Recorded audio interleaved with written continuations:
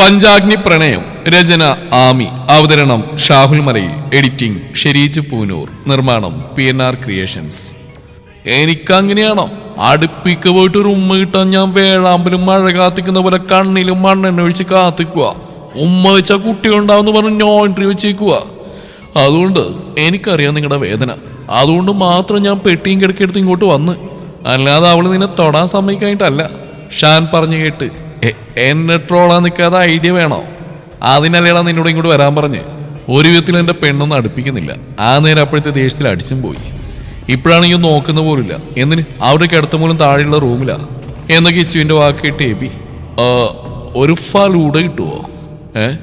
അല്ല, കൂളായിട്ട് ഐഡിയ ആലോചിക്കാനായിരുന്നു. അതിനെന്നതിനെ കലിപ്പ് വിടുന്ന്. നിങ്ങൾക്ക് ഇപ്പൊ എന്നാ വേണ്ടത്? ഇപ്പൊ അവരെ നിങ്ങളുടെ റൂമിലേക്ക് തന്നെ എത്തിക്കണം, അതല്ലേ? അതിനുവേണ്ടി നിങ്ങൾ വൈകുന്നേരം വരെ വെയിറ്റ് ചെയ്യേണ്ടിയിരിക്കുന്നു. നോമെല്ലാം സെറ്റാക്കിയിരിക്കും. ഇതെന്റെ കട്ടിലയും ആസനവുമാണ്. നിനക്കൊരു മാറ്റമില്ലല്ലോടി. ദേവി അവനെ ദയനീയമായി നോക്കി.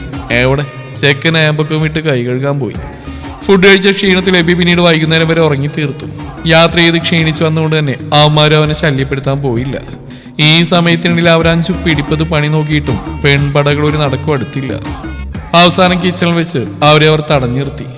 നിക്ക്, ഞങ്ങൾ പറയുന്നത് കേൾക്ക് നിങ്ങൾ എന്ന് കിച്ചു പറയവേ അക്കവരെ മറികടന്ന് പോവാനൊരുങ്ങവേ ഹരി അവളെ തടഞ്ഞു. മുന്നോട്ട് പോകാൻ നിന്ന് അക്കു തിരികെ അവരുടെ അടുത്തേക്ക് തന്നെ നിന്നു. മുഖത്ത് നോക്കാതെ മറ്റെങ്ങോ അലസമായി മിഴികൾ പായിച്ച് നിൽക്കുന്നവളുമാരോടായി. മുഖത്തേക്ക് നോക്ക്. തെറ്റുപറ്റിപ്പോയി. അതിനിങ്ങനെ മിണ്ടാതിട്ട് കാര്യം എന്താ? നീ ചെയ്ത പ്രവൃത്തിക്ക് ആ നിമിഷത്തെ ദേഷ്യത്തിന് ഞാൻ പ്രവർത്തിച്ചു പോയി. കിച്ചുവിന്റെ വാക്കിൽ അക്കു. എന്റെ പ്രവൃത്തി മൂലം നിങ്ങൾ അടിച്ച് ഞാൻ ഒരു തെറ്റായി കണ്ടിട്ടില്ല. പക്ഷെ നിങ്ങൾ പറഞ്ഞ വാക്കുകൾ അതെല്ലാം കേട്ട് സഹിക്കേണ്ട ആവശ്യമില്ലല്ലോ എന്നും അക്കു പറഞ്ഞ കേൾക്ക് യേശു. ഞങ്ങൾക്കൊരു ജീവിതം ദാനം തന്ന രീതിയിലുള്ള വാക്കുകൾ തൊടുത്തുവിടുമ്പോൾ ഞങ്ങളുടെ ഉള്ളിൽ ഉണ്ടാകുന്ന വേദന എത്രയാണ് നിങ്ങൾക്ക് പറഞ്ഞാൽ മനസ്സിലാവില്ല. അർഹതയില്ലാത്ത ഇടത്തേക്കാൾ ഞങ്ങൾ കയറി വന്നത് പറയാതെ പറഞ്ഞില്ലേ എന്ന് കേട്ട് ഹരിയുടെ ഉള്ളം വേദന പടർന്നു. ആ നിമിഷം താൻ പറഞ്ഞ വാക്കുകൾ അവനിൽ കുറ്റബോധം ഉണർത്തി. സത്യത്തിൽ ഞങ്ങൾ ക്ഷമിക്കാൻ കഴിയാത്തുള്ള കാരണം നിങ്ങളുടെ വാക്കുകൾ മാത്രമാണ്. ശ്രീ പറഞ്ഞു നിർത്തി. കൺമുമ്പിൽ കാണരുതെന്ന് പറഞ്ഞുകൊണ്ട് മാത്രമാണ് ഞങ്ങൾ ഇവിടുന്ന് മാറിക്കാൻ വേണ്ടി ഇറങ്ങിയത്. ദേഷ്യത്തിൽ നാം പറയുന്ന വാക്കുകൾ കേട്ടു നിൽക്കുന്നവർക്ക് എത്രത്തോളം വേദന നൽകുമെന്ന് ഓർക്കുന്നത് നല്ലതാ. ശിവയുടെ വാക്കുകൾക്ക് ദേവി അവളെ ദയനീയമായി നോക്കി. പക്വതയില്ലാതെ കുഞ്ഞുകുട്ടികളുടെ പ്രവൃത്തികൾ ചെയ്യാൻ മാത്രം ബുദ്ധി വളർച്ച ഇല്ലാത്തവരല്ല ഞങ്ങൾ. അധ്വാനത്തിന്റെ മൂല്യം അറിഞ്ഞുകൊണ്ട് തന്നെയാണ് ഞങ്ങൾ വളർന്ന്. ഒരിക്കലും ഒരു സുഖലോലുപതിനും ഞങ്ങൾ മതി പറഞ്ഞിട്ടില്ല. ഇനിയോട്ട് ആഗ്രഹവുമില്ല. ലീവിന്റെ വാക്കുകൾ കേട്ട് ഷാനിന്റെ ഉള്ളം കുറ്റബോധത്താൽ നീറി. സോറി. അവർ 5 ഒരുപോലെ പറയവേ രാത്രിക്കത്തേക്കൊന്നും ഉണ്ടാക്കിയിട്ടില്ല. നിങ്ങൾ ഇവിടുന്ന് മാറിയിരുന്നെങ്കിൽ ഞങ്ങൾക്ക് ഉണ്ടാക്കായിരുന്നു. അക്കുവിന്റെ ദൃഢതയുള്ള വാക്കുകൾക്ക് കിച്ചൊരു വേള കുസൃതിയും പൊട്ടത്തനും നിറഞ്ഞ തന്റെ പെണ്ണിലേക്ക് നോക്കി നിന്നു. വാപോയ കോടാലി കണക്ക് പറയുന്നവളുടെ ഗൗരവമാർന്ന വാക്കിൽ നിന്ന് തന്നെ ആൾക്ക് തന്റെ പ്രവൃത്തി എത്രത്തോളം വേദന നൽകിയിട്ടുണ്ടെന്ന് അവന് ബോധ്യമായിരുന്നു. പരസ്പരം ഒന്ന് നോക്കി അവർ പിന്തിരിഞ്ഞ് അവിടെ നിന്ന് നടന്നു. കിച്ചണിൽ നിന്ന് അവന്മാര് പോയതും അവളുമാര് മുഖാമുഖം നോക്കി. പറഞ്ഞതിലുള്ള കുറ്റബോധം അവർക്ക് വേണ്ടുവോളം ഉണ്ട്. പക്ഷെ അവരുടെ വാക്കുകൾ വീണ്ടും മനസ്സിൽ വരുമ്പോൾ എന്തോ അത്ര പെട്ടെന്ന് ക്ഷമിക്കാൻ കഴിയുന്നില്ല.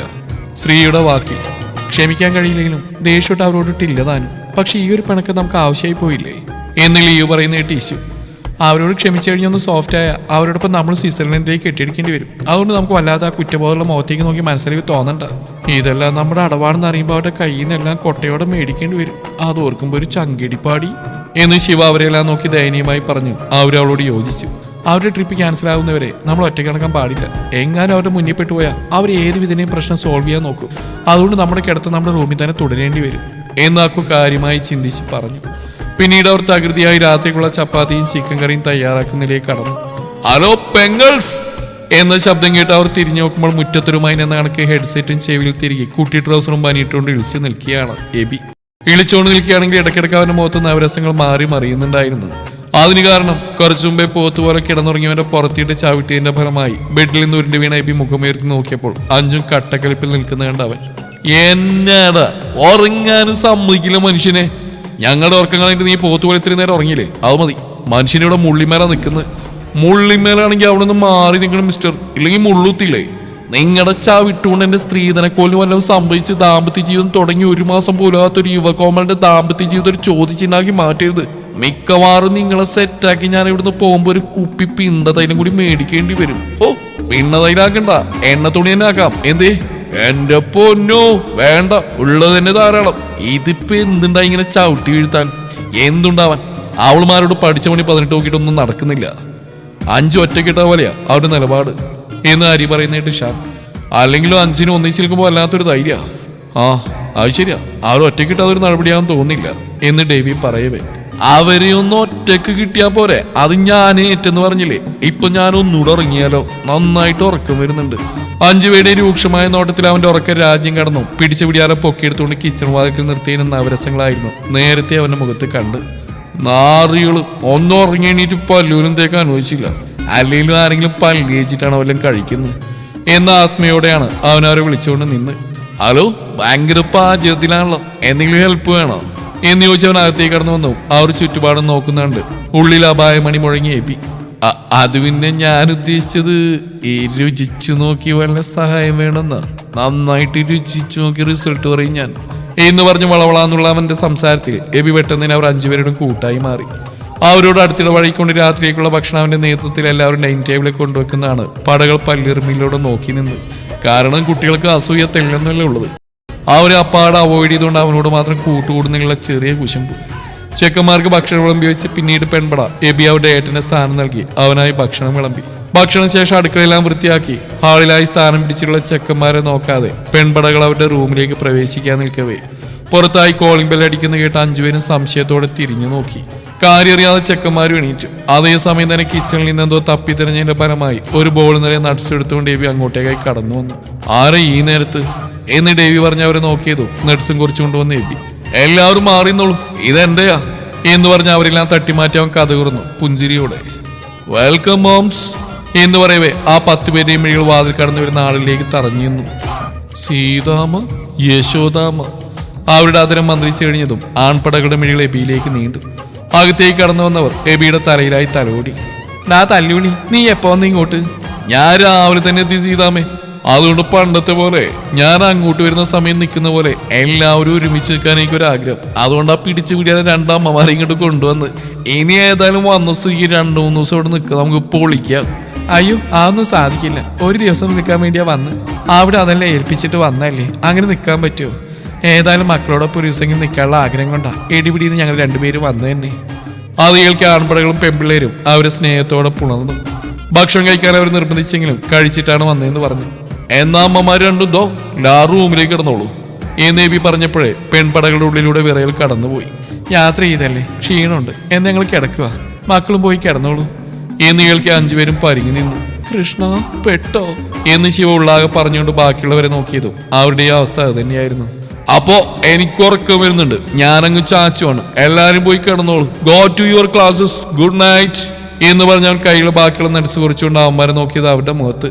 നീ തങ്കപ്പനടാ പൊന്നപ്പൻ, ആ പൊന്നപ്പൻ എന്ന ഡയലോഗ് തെളിമയോടെ നിൽക്കുന്നുണ്ട്. ഇതൊക്കെ എന്ത് എന്ന രീതിയിൽ കക്ഷത്തിൽ ഇഷ്ടിക വെച്ച കണക്ക് കൈയും വെളുത്തി അവൻ സ്റ്റെയർ കയറിപ്പോയി. ഇനി എന്ത് ചെയ്യും മല്ലയ്യ എന്നറിയാതെ ഉമിനീരിറക്കി നിന്നവരുടെ അമ്മമാർ. മക്കളെന്താ നോക്കിയിരിക്കുന്നത്, പോയി കിടന്നോളൂ, ഞങ്ങൾക്ക് ഇനി ഒന്നും ആവശ്യമില്ല എന്നവർ പുഞ്ചിരിയോടെ പറഞ്ഞു. ആമ്പിള്ളേർ കിട്ടിയ അവസരം മുതലായിക്കൊണ്ട് അവരവരുടെ പാതികളുടെ അടുത്തായി വന്നിന്ന് ഒരു കൈയാൽ അവരെ തന്നിലേക്ക് ചേർത്ത് പിടിച്ചു. എന്നാ അമ്മമാരെ ഗുഡ് നൈറ്റ് എന്ന് പറഞ്ഞ 5 പേര് അവരവരുടെ പാതികളെ തന്നിലേക്ക് അടക്കി പിടിച്ച് വിജയികളെ പോലെ സ്റ്റെയർ കയറിപ്പോയി. തിരിച്ചൊന്ന് പ്രതികരിക്കാൻ പോലും കഴിയാതെ പെൺപടകൾ അവർക്കൊപ്പം അവരവരുടെ റൂമിലേക്ക് പ്രവേശിച്ചു. ഇഷുമായി ഹരി തന്റെ റൂമിലേക്ക് പ്രവേശിച്ചതെ തന്നെ ചേർത്ത് പിടിച്ച കൈ തട്ടി മാറ്റിയവൾ മുന്നോട്ട് നടന്നപ്പോഴേയും കയ്യിൽ പിടിവീണിരുന്നു. ഇഷു, എന്നെ കയ്യിൽ നിന്ന് വിട്ടേ, ഞാൻ പറയുന്നൊന്ന് കേൾക്കാൻ എനിക്ക് സൗകര്യമില്ല എന്ന് പറഞ്ഞ് അവന്റെ കയ്യിൽ നിന്ന് തന്റെ കൈ വേർപ്പെടുത്തി ഇഷു മുന്നോട്ട് പോയതും ഹരി അവൾക്ക് മുമ്പിലായി തടസ്സം തീർത്ത് നിന്നു. എത്ര നേരം നീ ഇങ്ങനെ അവോയ്ഡ് ചെയ്ത് നടക്കും ഇഷു? നിന്റെ ദേഷ്യം ന്യായാണെന്ന് എനിക്കറിയാം, തെറ്റുപറ്റിപ്പോയി, അറിയാതെ വായിൽ നിന്ന് വീണുപോയി, അതിന് എന്ന് പറഞ്ഞ് മുഴുമിക്കും മുമ്പേ ഇഷു. ഓ, അറിയാതെയാണെന്നങ്ങ് പറഞ്ഞാൽ തീർന്നല്ലോ. ദേഷ്യം വരുമ്പോൾ നിങ്ങൾക്ക് വായി തോന്നി വിളിച്ചു പറയാം, അത് കഴിഞ്ഞൊരു സോറിയും കൊണ്ടുവന്ന് അതെല്ലാം തിരിച്ചെടുക്കണമെന്നാണോ എന്ന് അവളുടെ ചോദ്യത്തിൽ അവൻ മൗനമായി നിന്നു. എന്തേ ഉത്തരല്ലേ? കാണില്ല, ദേഷ്യം കൊണ്ട് ഓരോന്ന് പറഞ്ഞു പോകുമ്പോൾ ഓർക്കണമായിരുന്നു എന്ന് പറഞ്ഞ് അവനെ നോക്കി പൂച്ചിച്ച് മുഖം തിരിച്ചതും ഇനി എന്ത് ചെയ്യുമെന്നറിയാതെ ഹരി വിരലിനാൽ നെറ്റിത്തടത്തിൽ ഒഴിഞ്ഞുകൊണ്ടിരുന്നു. ഓക്കെ ഫൈൻ, പറഞ്ഞുപോയി, ഇനി അത് തിരിച്ചെടുക്കാൻ കഴിയില്ലല്ലോ, നീ തന്നെ പറ, ഇതിനൊരു പരിഹാരമായിട്ട് ഞാൻ എന്താ ചെയ്യേണ്ടത്? ഒന്നും ചെയ്യാനും വരണ്ട, മിണ്ടാനും വരണ്ട, ഒരു കരികുമാർ വന്നേക്കുന്നു എന്ന് പറഞ്ഞവൾ തലയിണയും പുതപ്പെടുത്ത് നിലത്തിരിക്കുന്ന കണ്ട്. നീ എന്താ ഇഷ്യൂ ചെയ്യുന്നത്? ഇപ്പൊ എന്തിനാ നിലത്തിരിക്കുന്നത്? എന്തേ, ഞാൻ നിലത്തിരിച്ചാൽ വിരിയില്ലേ? കൂടുതൽ ചോദ്യങ്ങൾ വേണ്ട, ഞാൻ ഇതിനൊക്കെ കിടക്കാനിരിക്കുന്ന. വാട്ട്, കിടക്കാനുള്ളതോ? അതിനല്ലേ ഈ ബെഡുള്ളത്? അയ്യോ, ബെഡിലെന്താ നമുക്ക് കിടക്കണ്ടായി, വെറുതെ എന്തിനാ ഈ ഉള്ള അട്ടയെ പിടിച്ച് നിങ്ങളുടെ ഈ മെത്തയെ പിടിച്ച് കിടത്തുന്നു, എനിക്ക് ഈ വിരിപ്പ് തന്നെ ധാരാളം എന്ന് പറഞ്ഞ് വിരിപ്പിലേക്കായി കിടന്നു. എന്റെ ദൈവമേ, ഏത് നേരത്താണ് എനിക്ക് ആ ചൊല്ലി എടുത്തിടാൻ തോന്നിയത്? എന്ന് സ്വയം പറഞ്ഞ അവൻ കൈമുഷ്ടി ഉരുട്ടി നെറ്റിയിലടിച്ച് അവളിലേക്കായി നോട്ടമെയ്തു. കിടക്കുന്ന കിടപ്പുണ്ടിലെ മറുതയുടെ ഇനി ഇതിനെ എങ്ങനെയാണെന്ന് വരുതിൽ വരുത്തുന്നു ആലോചനയോടെ നിന്നു. ഇനിയും വെറുതെ വിട്ട ഒരു നടക്ക അടുക്കില്ലേ ഉള്ളു, വിളഞ്ഞ വിത്ത. ആത്മയടിച്ച് മറുത്തൊരു ചിന്തകളിലേക്ക് കടക്കാതെ അവൻ അടുത്ത നിമിഷം യേശുവിനോട് ചേർന്ന് നിലത്ത് വിരിപ്പിലേക്കായി കിടന്നു. മിഴികൾ അടച്ചു കിടന്ന യേശു തന്നിലേക്കായി ചേർന്ന് കിടന്ന ഹരിയുടെ സ്പർശനമറിയവേ മിഴികൾ വലിച്ചോർന്ന് പിടഞ്ഞെടിയിച്ചു. താനെന്താ ഇവിടെ? മോൾ പോയി കിടക്കണു. ഇത്ര വേഗോ? ഓക്കെ എന്ന് പറഞ്ഞ സ്പോട്ടിൽ അവൻ യേശുവിനെ നിലത്തേക്കായി ചായച്ച് അവൾക്ക് മുകളിലായി ഇരുവശത്തായി കൈകുത്തി അവളിൽ നിന്നും തെല്ലു ഉയർന്ന രീതിയിൽ സ്ഥാനം പിടിച്ചു. അവന്റെ പെട്ടെന്നുള്ള നീക്കത്തിൽ പകച്ചുപോയ യേശു, താനെന്താണോ ചെയ്യുന്നേ? നീയല്ലേ മുകളിൽ കിടക്കാൻ പറഞ്ഞ്? എന്റെ ദേവി, നീ നോക്കി എന്റെ മുകളിലല്ല, ആ ബെഡിന് മുകളിൽ കിടക്കാനാ പറഞ്ഞു. എന്റെ മേലിന്ന് എണീറ്റ് പോ. ഇല്ലെങ്കിൽ എന്ത്? എണീറ്റ് പോയില്ലെങ്കിൽ എന്താന്നാ ചോദിച്ചത്? എന്റെ ഭാര്യ ഇവിടെ കിടക്കുന്നു, അവിടെയും ഞാനും കിടക്കൂ. സോ വന്ന് ബെഡി കിടക്ക്. ഞാനില്ല. വായിച്ചു, ഇല്ലെങ്കിൽ ഞാൻ ഇവിടെ നിന്നെ കെട്ടിപ്പിടിച്ച് കിടക്കും.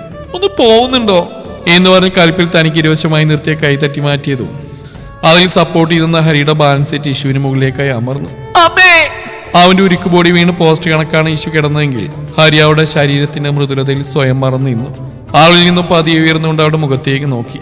മിഴികളടച്ച് ശ്വാസം അടക്കി പിടിച്ച് കിടന്നവൾ തന്നിൽ നിന്നും ഹരിയുടെ സാമീപ്യം അകന്നു പോകുന്നറിഞ്ഞ് പതിയെ മിഴികൾ തുറന്നു. തന്നെ കണ്ണിമ വെട്ടാ നോക്കി നിൽക്കുന്ന ഹരിയുടെ മുഖത്തെ ഭാഗത്തിൽ അറിയാതെ തന്നെ ഉമിനീരിറക്കിപ്പോയി. ദേവി എന്നുള്ള ആരെ വിളിച്ചതും അവന്റെ മിഴികൾ അവളുടെ മുഖമാകെ ഓടി നടന്നു. അവന്റെ മിഴികൾ മുഖത്തൊന്നും പതിയെ കഴുത്തിലായി പൊടിഞ്ഞ വിയർപ്പ് തുള്ളികളിലായി പതിഞ്ഞതും വിറച്ചു പോയ യേശു. എന്താ? വിറയിലോടെ ചോദിക്കവേ അവന്റെ മിഴികൾ പിടച്ചിലോടെ അവിടെ നിന്നും അവളുടെ മുഖത്തേക്ക് പതിഞ്ഞു. ഐ ആം സോറി യേശു, ഒരിക്കലും നിന്നെ വേദനിപ്പിക്കണമെന്ന് ഇത് ചെയ്തല്ല. എത്ര നാളത്തെ പരിശ്രമമാണെന്നറിയോ? ഒരു നിമിഷം നിങ്ങളെല്ലാം നശിപ്പിച്ചെന്ന് കരുതിയപ്പോൾ ക്ഷമ നശിച്ചുപോയ ഏതോ നിമിഷത്തിൽ പറഞ്ഞു പോയതാ. അത് കേൾക്കി അവളെന്തോ മറുപടി അറിയും മുമ്പേ അതിനെ തടഞ്ഞുകൊണ്ട്, അറിയാം, പറയാൻ പാടില്ലാത്ത വാക്കുകളാണ് ഞാൻ പറഞ്ഞു പോയത്. ഞാൻ പറഞ്ഞല്ലോ, അതിന് നീ നൽകുന്ന എന്ത് ശിക്ഷയും സ്വീകരിക്കാൻ ഞാൻ തയ്യാറാണ്. ശിക്ഷ സ്വീകരിക്കാൻ തയ്യാറാണെന്ന് പറയുകയല്ലാതെ എന്റെ മുകളിൽ നിന്ന് എണീറ്റ് മാറുന്നുണ്ടോ? അവൾ കലിപ്പിൽ ചോദിച്ചു. ശരി, ഏതായാലും എനിക്ക് നീ ശിക്ഷ നൽകുന്നുണ്ട്. അതുകൊണ്ട് ശിക്ഷ വിധിക്കുമ്പോൾ ഇതിനും കൂടെ ചേർത്ത് നീ അങ്ങ് വിധിച്ചേക്ക്. അവന്റെ വാക്കുകൾക്ക് ഇനി എന്ത് കോക്കനായിട്ടാണ് പറഞ്ഞു വരുന്നതെന്ന് കരുതി മിഴിച്ച് നോക്കിയപ്പോഴേക്കും അവന്റെ അത്തരം അവളുടെ വിയർപ്പ് ഒടിഞ്ഞ കഴുത്തിലെ അമർത്തിമുത്തി അകന്നു മാറി എണീറ്റിരുന്നു. പെട്ടെന്നുള്ള പ്രവൃത്തിയിൽ എന്ത് നടന്നു എന്ന് ആലോചിച്ചടുത്തവൾ അവനെ മിഴിച്ചു നോക്കിയപ്പോഴേക്കും കള്ളം ചെയ്ത കുട്ടിയെ കണക്കാവും സീലിംഗിന്റെ ഭംഗി നോക്കിക്കൊണ്ടിരുന്നു. എല്ലാം ചെയ്തു വെച്ച് ഒന്നും അറിയാതിരിക്കുന്നവന്റെ ഭാവം കാണെ അവൾ പല്ലടിച്ച് നോക്കി. ഡോ, ആരോട് ചോദിച്ചിട്ടാണോ എന്നെ ഉമ്മ വെച്ച്? കലിപ്പിൽ എണീറ്റിരുന്ന അവന്റെ കോളിൽ കുത്തിപ്പിടിച്ചുകൊണ്ട് ചോദിച്ചതും അവൾ കുത്തിപ്പിടിച്ച തന്റെ ഷർട്ടോട് കൂടി അവളുടെ കൈകൾ അവന്റെ കയ്യിൽ പൊതിഞ്ഞു പിടിച്ച് മിഴിച്ചിമ്മാതെ നോക്കി പതിഞ്ഞ സ്വരത്തിൽ, എനിക്ക് കൊതിയായിട്ട്. നിന്നിൽ പൊഴിയുന്ന ഓരോ വിയർപ്പ് തുള്ളികളെയും അത്രമേൽ കൊതിയായിട്ട് തന്നെയാ ഞാൻ അങ്ങനെ ചെയ്ത്.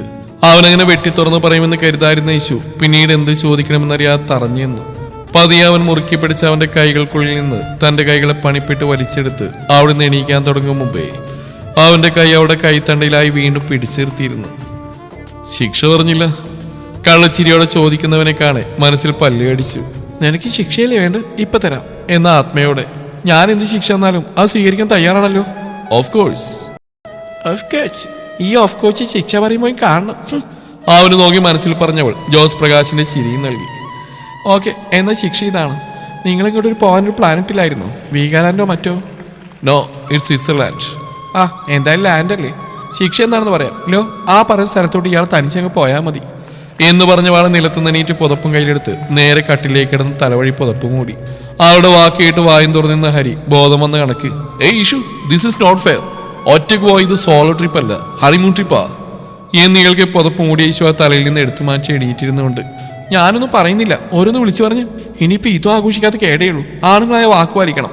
ശിക്ഷ ഏറ്റെടുക്കുന്നു പറഞ്ഞിട്ട് ഓരോ മോഡൽ ഞാൻ കൊണ്ട് വന്നാലുണ്ടല്ലോ എന്ന് പറഞ്ഞ് വീണ്ടും പുതപ്പെടുത്ത് തലവഴി മൂടി കിടന്നു. പുല്ല്, ഏത് നേരത്താണോ എന്തോ എന്റെ തന്നെ ഐഡിയ ആയി പോയി ശിക്ഷ. പല്ലുകടിച്ചവൻ പോക്കറ്റിൽ നിന്ന് ഫോൺ എടുത്ത് കഥ കുറുന്ന ബാൽക്കണിയിലേക്ക് ഇറങ്ങി. അവൻ പോയെന്ന് മനസ്സിലായതും അവൾ മെല്ലെ പുതപ്പെടുത്ത് മാറ്റി തലയെത്തി നോക്കിക്കൊണ്ട് നെഞ്ചിൽ കൈവച്ച ആശ്വാസത്തോടെ, രക്ഷപ്പെട്ടു, ഇനി ഹണിമൂണിന്റെ കുറവും കൂടെ ഉണ്ടായിരുന്നുള്ളൂ. അങ്ങേര് അടുത്തു വന്നാൽ തന്നെ മനുഷ്യനാക്കി കിടന്ന് വിറക്കുക. അവിടുന്ന് എഴുന്നള്ളതിന് മുമ്പ് ഉറക്കം പിടിക്കാം എന്ന ആത്മയോടെ അവൾ തിരികെ ബെഡിലേക്ക് കിടന്നു. ലിയുമായി അകത്തേക്ക് കയറി ഷാൻ കഥകടച്ച് ലോക്ക് ചെയ്തു. എന്നാൽ ലിയുവിനാവട്ടെ അവൻ ചേർത്ത് പിടിച്ചപ്പോൾ മുതലുള്ള വിറയിലാണ്. അവന്റെ കൈ തന്നിൽ നിന്നും തെല്ലഴിഞ്ഞതും അവനിൽ നിന്ന് പിടഞ്ഞു മാറി. ലിയു എന്ന വിളികൾക്ക് ഇനി എന്തെങ്കിലും പറഞ്ഞു തുടങ്ങുമോ ചെയ്തു തുടങ്ങുമോ എന്ന കണക്കൂട്ടലിൽ അവൾ അവന് നേരെ തുടരും. ഏകതയുടെ ബാക്കി ഭാഗം നാളെ ഇതേ സമയം.